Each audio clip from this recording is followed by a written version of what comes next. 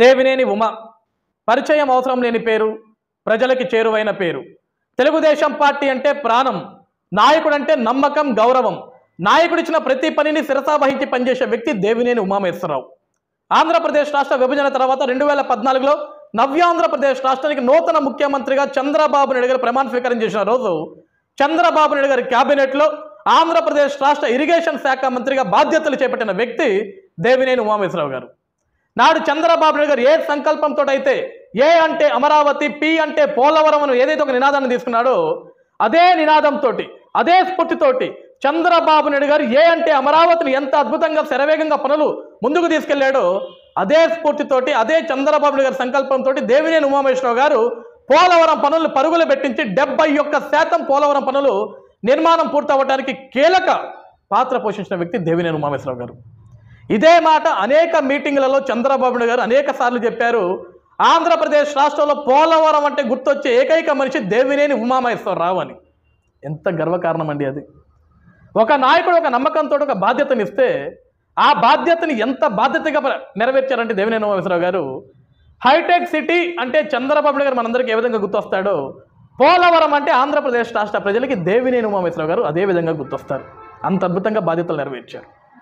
దురదృష్టవశాతం 2019లో మనం ఎప్పుడైతే అధికారాన్ని కోల్పోయామో ఆంధ్రప్రదేశ్ రాష్ట్రానికి ఒక సైకో ముఖ్యమంత్రిగా జగన్మోహన్ రెడ్డి ఏ రోజైతే అడుగు పెట్టాడో అడుగు పెడుతూనే చంద్రబాబు నాయుడు గారి కళ, చంద్రబాబు నాయుడు గారి సంకల్పం, చంద్రబాబు నాయుడు గారి స్ఫూర్తి ఏదైతే అమరావతి ఉందో ఆ అమరావతిని సర్వనాశనం చేస్తూ మొదలుపెట్టినప్పుడు అదే అమరావతి ఉద్యమానికి ఊపిరి పోయడానికి అడుగు ముందు వేసిన వ్యక్తి దేవినేని ఉమామహేశ్వరరావు.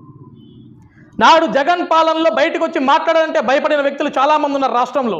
చాలామంది నాయకులు అడుగులు కూడా బయటికి వేయలేదు, కొంచెం సమయం తీసుకొని వద్దాం అనుకున్నారు. కానీ మొట్టమొదటి రోజు నుంచే జగన్ చేసిన తప్పుల్ని ఎండగట్టిన వ్యక్తి దేవినేని ఉమామహేశ్వరరావు. ఆ రోజు అమరావతి ఉద్యమంలో కీలక పాత్ర పోషించిన వ్యక్తి దేవినేని ఉమామహేశ్వరరావు. ఉద్యమం ప్రారంభమైన దగ్గర నుంచి ఉద్యమం పూర్తయ్యే వరకు కూడా ప్రాణం పెట్టి రైతులకు అండగా నిలిచినాడు దేవినేని ఉమామహేశ్వరరావు గారు. ప్రతిరోజు కూడా అమరావతి శిబిరాలకు వెళ్ళటం, రైతులకు అండగా ఉండటం, రైతులకు ఒక ధైర్యాన్ని ఇవ్వటం, ఎప్పటికప్పుడు అక్కడ జరుగుతున్న సంఘటనల్ని అధినాయకుడు నారా చంద్రబాబు నాయుడు గారికి అందవేయటం, సమాచారాన్ని ఇవ్వటం ఒక నాయకుడికున్న లక్షణం అది.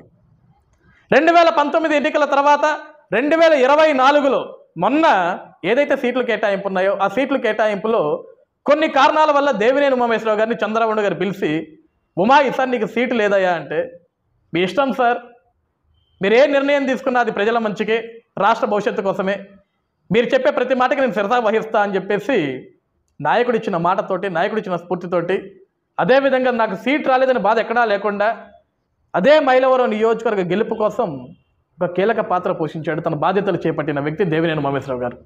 ఈరోజు అందరి మదిలో మెదిలే ప్రశ్న, ఈ ఎమ్మెల్సీ స్థానం ఎవరికి వరించబోతుంది, ఏ నాయకుడికి వరించబోతుంది, అధినాయకత్వం ఏ నాయకుడికి ఎమ్మెల్సీ స్థానాలు ఇవ్వబోతుంది అని. ముమ్మాటికి కూడా ఇది అధినాయకత్వం తీసుకోవాల్సిన నిర్ణయం.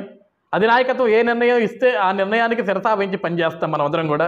కానీ దేవినేని ఉమామహేశ్వరరావు లాంటి ఒక వ్యక్తిని పెద్దల సభకి పంపిస్తే ఆ పెద్దల సభలో కూడా ఒక అద్భుతమైన గొంతును మనం వినబోతామని చెప్పేసి అందరూ ఎదురు చూస్తున్నారు.